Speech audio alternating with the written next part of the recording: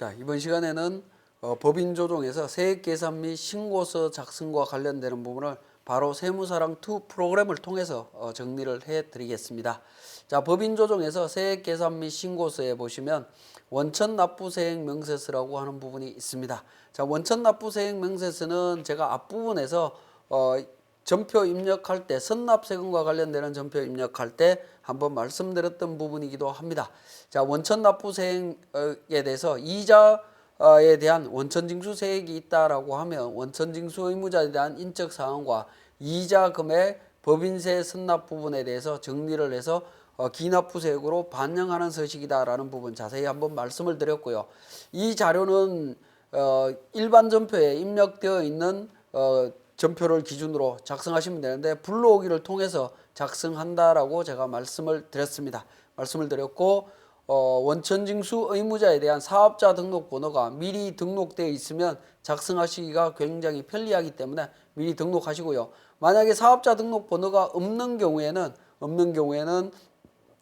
우리 그 화면에도 나오지만 999-99-9999번으로 10자리를 입력해 달라고 하는 부분이 있습니다. 그렇게 등록을 미리 해 놓으시면 좀 편리한 측면이 있겠습니다. 자, 원천 납부세액 명세서가 작성이 됐고 관련되는 자료가 저장이 되었다라고 하면 이 관련되는 정보는 법인세 과세 표준 및 세액 조정 계산서에 원천 납부세액란에 자동으로 반영되는 것을 확인하실 수가 있을 겁니다. 자, 그렇게 작성이 되고요. 자, 그 다음에 가산세액 계산이라고 하는 부분이 있습니다. 가산세액 계산과 관련되는 부분도 적격증빙 미수치와 관련되는 부분 가산세 설명드리면서 한번 서식을 봤던 부분인데, 자, 일반적으로 우리가 정기적으로 3월 달에 법인세 신고할 때 가산세 부분은 적용할 일이 거의 없을 겁니다. 거의 없을 건데 무신고부터 시작해서 가산세가 적용이 되는 부분이 있다라고 하면 이 부분 추가적으로 작성을 해 주시면 되겠습니다. 자, 그 다음에 세 번째 최저한세 조정 명세서가 되겠습니다. 최저한세 조정 명세서는 조세특례 제한법상에 관련되는, 즉 우리가 법인조정에서 공제감면세액 조정 1, 2에서 우리가 적용했던 내용들 세액 공제 감면들이 있을 겁니다. 그 세액 공제 감면들 중에서 최저한세 적용이 되는 부분들은 최저한세 조정 계산서를 작성해야 되는 부분일 겁니다. 자, 최저한세에 관련되는 부분에 있어서 최저한세 감면 대상 세액은 조세특례 제한법의 모든 조세특례 및 감면을 대상으로 합니다. 그래서 준비금이나 소득공제, 비과세, 세액 감면, 세액 공제 모두 적용이 됩니다. 다만 이제 적용되지 않는 게 몇 가지가 있는데 외국납부세액 공제나 재손실세액 공제는 법인세법 규정이기 때문에 적용이 안 되고요. 중소기업이 지출한 연구인력개발비 세액 공제 최저한세 적용 안 된다라고 말씀을 드렸습니다. 수도권 과밀억제 권역 밖으로 이전하는 중소기업에 대한 세액 감면 중에 수도권 밖으로 이전하는 경우, 그 다음에 법인의 공장 본사를 수도권 밖으로 이전하는 경우에 법인세 감면, 이런 부분들은 적용되지 않습니다. 최저한세 계산 구조를 잠깐 보면 각종 세액 공제 감면 후의 세액과 각종 공제 감면 전 과표 곱하기 최저한세율을 적용해서 계산한 금액 중에 큰 금액을 최저한세로 인정하고 있습니다. 그 최저한세를 초과해서 최저한세에 미달하게 되면 세액 감면을 배제를 해야 되는데요. 배제 순서는 회사의 임의적인 선택에 따라서 배제하시면 되겠고, 정부에서 하는 경우에는 1번부터 6번까지의 순서대로 적용이 됩니다. 최저한세 적용으로 감면이 배제되는 경우에는 5년 이내에 종료하는 각 사업연도에 2월에서 공제가 가능하다라는 점입니다. 자, 그러면 최저한세 조정계산서 한번 작성을 해보겠습니다. 최저한세 조정계산서는 기본적으로 불러오기를 통해서 작성을 하시면 되는데요. 자, 불러오기를 하게 되면 세액 공제와 세액 감면이 자동으로 반영되어 있는 부분을 확인하실 수가 있을 겁니다. 자, 이 부분은 다시 우리 법인세 과세 표준 및 세액 조정 계산서를 한번 보도록 하겠습니다. 자, 법인세 과세 표준 및 세액 조정 계산서를 불러오게 되면, 예라고 불러오게 되면 최저한세 적용 대상 공제 세액이 3천만 원이고요. 제외되는 게 2,500만 원입니다. 우리가 이 교육을 통해서 입력했던 세액 공제 감면에 있어서는 2,500만 원 연구인력 개발비였죠. 연구인력 개발비는 이미 최저한세 배제된다라고 있고 나머지는 대상이다라고 했습니다. 그 대상이 금액을 기준으로 해서 942만 8,570원하고 2,100만 원이 지금 배제가 되고 있습니다. 그러니까 최저한세 계산 대상으로 반영이 되어 있습니다. 근데 최저한세를 계산을 해보니까 3,300만 원이었다라는 겁니다. 근데 세액공제와 감면을 다 적용받아도 충분히 최저한세를 초과하기 때문에 조정할 내용은 없습니다. 만약에 최저한세 적용을 하는 데 있어서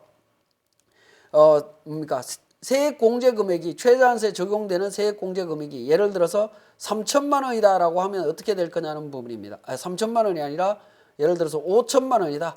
5천만 원이다라고 하게 되면 최저한세 3,300만 원보다 그 차감세액이 오히려 작아지죠. 작아지는 경우에는 조정감에 감면을 배제해야 됩니다. 감면이나 세액공제를 취소를 해야 되는데 세액공제 금액에서 취소할 건지 세액 감면에서 취소할 건지는 선택하시면 됩니다. 선택하시는데 2월 공제가 되지 않는 감면에서 먼저 취소하고요. 세액공제 쪽에서 취소하시면 됩니다. 만약에 세액공제에서 이렇게 취소를 해야 된다라고 하면 취소를 해야 되는 경우에는 우리가 작성했던 세액공제 서식이 있었죠. 세액공제 조정명세서 쪽에 보시면 단기공제분 또는 세액공제분, 단기공제분에 보시면 최저한세 적용에 따른 미공제세액이나 미공제액을 표현을 해주셔야 되고요. 표현을 해주셔야 되고 연구인력 개발비 세액공제 관련되는 부분 서식 작성하실 때 보시면 연구인력 개발비 세액공제 공제세액 쪽에서도 최저한세 관련되는 부분 구분이 되어 있습니다. 구분이 되어 있고요. 자, 그다음에 우리 그 공제감면세액 계산서 2번에 보시면 감면세액 쪽에서 최저한세 감면 배제 금액들이 있죠. 자, 이런 부분들을 반영을 여기에다가 반영을 해주시면 되겠습니다. 그런데 우리 사례에서는 지금 실질적으로 최저한세 배제되는 사례가 없기 때문에 그 과정은 생략을 하셔도 되겠습니다. 어쨌든 조정감이 나타나게 되면 법인에서 배제할 감면을 선택하신 다음에 그 감면액까지만 적용을 해주시면 되겠다라는 부분입니다. 자, 이렇게 이제 최저한세가 계산이 되면 법인세 과세표준 및 세액조정 계산서를 작성하게 됩니다. 이제 법인세무조정의 마지막 단계가 되겠네요. 법인세 과세표준 및 세액조정 계산서는 작성 기능을 통해서 불러오기를 통해서 작성하게 됩니다. 불러오기를 통해서 작성하게 되는데 결산서상 당기순이익부터 시작해서 중간예납 바로 위에 있는 가감계라고 하는 금액까지는 자동으로 다 반영이 되어야 됩니다. 여기에는 수동으로 직접 입력하면서 계산하시는 부분은 없다라고 보시면 되겠고요. 자, 중간예납세액과 분납할 세액에 대해서만 수동으로 입력한다라고 보시고 나머지는 전부 다 자동으로 반영해 주시면 되겠습니다.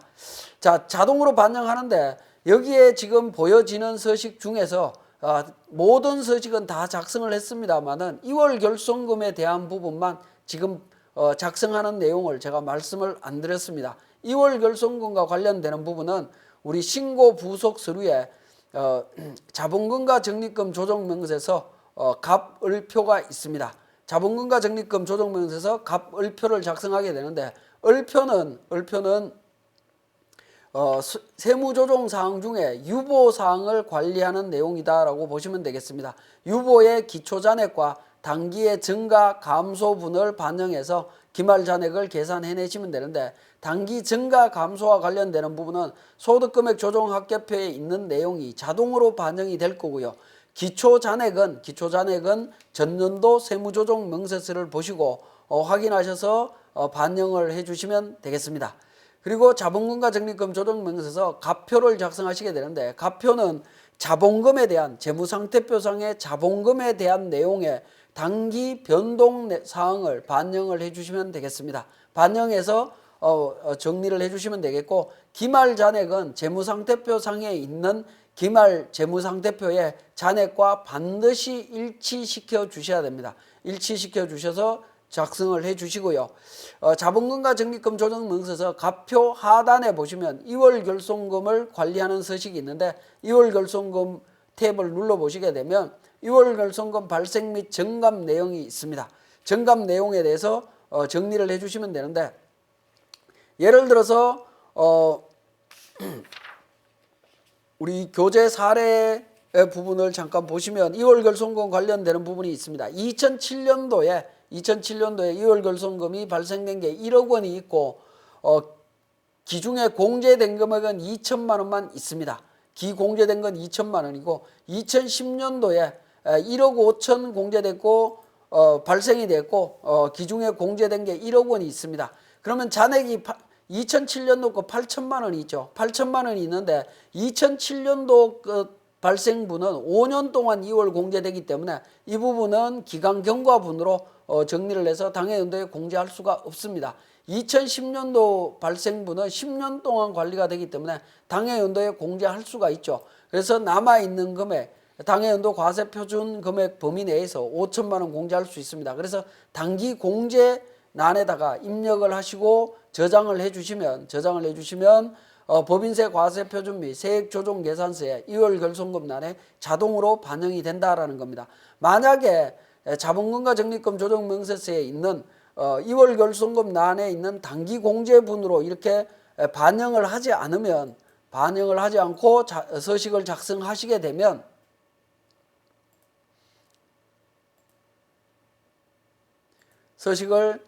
작성하시게 되면 2월 결손금이 반영이 되지 않습니다. 반영이 안 되는 부분을 수동으로 이렇게 직접 입력하시게 되면 당해 과세 연도의 세액은 정확하게 계산될지언정 다음 연도에 우리 2월 결손금 공제 쪽으로 가게 되면 이 5천만 원을 다시 또 공제하게 되는 오류를 범할 수 있습니다. 그렇기 때문에 반드시 단기 공제분에 이 부분이 반영돼서 2월 결손금이 정확하게 관리될 수 있도록 좀 주의를 해 주실 필요가 있겠습니다. 자, 그리고 법인세 과세표준 및 세액조정계산서가 지금 이제 완성이 되었습니다. 완성이 되고 나면 저희들이 이제 또 작성해야 되는 부분이 신고 부속 서류 중에 주식 변동 상황 명세서가 있습니다. 주식 변동 상황 명세서를 작성을 하도록 하겠습니다. 주식 변동 상황 명세서 제출 의무자는 사업연도 중에 주식 등의 변동 사항이 있는 법인으로서 법인세 과세표준 신고 기한 내에 주식 등 변동 상황 명세서를 제출해야 된다라는 겁니다.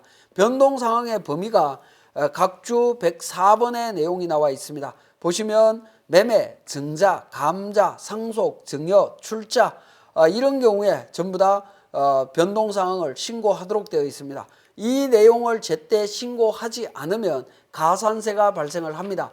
착오로 신고된 금액에 가산세 1% 적용하기 때문에 좀 주의를 하셔야 되겠습니다. 세무사랑2 운영 방법에서 한번 보시면 출자 내용이 있습니다. 기초자본금은 주당 만원, 만원에 3만 주 발행해서 3억 원이 되어 있고요. 10월 2일 날 유상증자를 했습니다. 15,000주 주당 15,000원에 2만 주를 실시했습니다. 자본 변경 등기했고요. 주식 변동 내용이 있습니다. 그러면 원래 전년도 데이터를 2월에서 사용하시면 됩니다. 전년도 데이터 2월 받아서 사용하시면 되는데 당해연도에 증자한 내용이 있기 때문에 자본금 변동 상황을 등록을 합니다. 물음표를 통해서 등록을 하시게 되는데, 자, 전년도 기초금 주식수 3만 주, 액면가액 만원이 되겠습니다. 그래서 자본금 3억 원이 되고요. 10월 2일 날 증자를 했습니다. 증자한 날짜에 보통 주고 유상 증자를 했습니다. 발행 주식수 2만 주고요. 주당 액면가액은 만원이고 발행가액은 15,000원이 되겠습니다. 그래서 자본금 2억 원에서 기말 자본금 5억 원이 되어 있습니다. 자, 이 부분 계산하신 다음에 창을 닫겠습니다. 닫고 나면 기초 주식수와 기말 주식수에 대한 차액 부분을 확인하실 수가 있을 겁니다. 그러면 이제 주주별로 그 내용들을 변동된 내용들을 정리를 해주시면 되겠습니다. 우리 교재 자료 4번에서 대주주 홍길동은 3월 1일에 김갑돌에게 주당 13,000원에 3,000주를 양도했다라고 되어 있습니다. 양도를 했기 때문에 홍길동 관련되는 주식 3,000주 양도 부분에 정리를 해주시게 됩니다. 정리를 해주시면 되겠고요. 그리고 10월 2일 날 유상증자를 하고 지분율이 이렇게 변동이 되어 있습니다. 대표이사인 나세무는 35%로 변동 사항이 없습니다. 그 이야기는 유상증자에 자기 지분율만큼 35% 참여했기 때문에 유상증자로 인한 증가된 주식수 반영을 했습니다. 김갑돌도 마찬가지로 주식 취득 후에 10% 유지하기 위해서 유상증자를 했습니다. 참여했고 2,000주, 홍길동도 11,000주 참여해서 자기 비율을 유지를 하고 있습니다. 자, 이 각각의 주주들에 대해서 하단 부분에 보시면 지배주주와의 관계가 있습니다. 지분율이 가장 높은 주주의 관계를 입력을 해주시면 되겠습니다. 홍길동이가 55%이기 때문에 지배주주 본인이 되겠죠. 본인인 경우에는 00번으로 정리를 해주시면 되겠습니다. 본인은 0번입니다. 0번이고요. 자, 밑에 보면 인적사항 입력하는 부분이 있는데 이 부분은 있으면 입력하셔도 되고 없으면 입력 안 하셔도 됩니다. 나세무는 홍길동이와 남남관계라고 하면 9번에 있는 기타 부분으로 등록을 해주시면 되겠고요. 김갑돌도 마찬가지입니다. 09번으로 해서 지배주주와의 관계, 배우자, 자녀, 부모, 형제자매에서 이 내용을 그대로 반영해 주시면 되겠습니다. 그리고 주식 양도와 관련해서 주식 양도 명세서를 제출해 주시는데요. 홍길동이가 3월 1일 날 양도했죠. 그리고 2012년 5월 2일 날 취득했습니다. 3,000주를 취득한 부분을 양도했다라는 서식을 작성해서 제출을 해 주시면 되겠습니다. 자, 그렇게 해서 작성해서 제출하시면 주식 변동 상황 명세서가 제대로 작성이 되었다라고 보시면 되겠고요. 저장하고 종료하시면 되겠습니다. 그리고 주요 계정 명세서 작성 부분이 있습니다. 주요 계정 명세서는 지금까지 세무조정했던 사항들을 불러오기를 통해서 작성을 해주시면 자동으로 작성이 되는 부분이다라고 보시면 되겠네요. 가표, 을표가 있습니다. 을 부분도 불러오기를 통해서 작성하시게 되면 세무조정과 관련되는 모든 사항을 한꺼번에 요약 정리한 서식으로 알아볼 수 있습니다. 자, 여기까지 주식이동 상황명세서 주요 계정 명세서를 설명드렸습니다.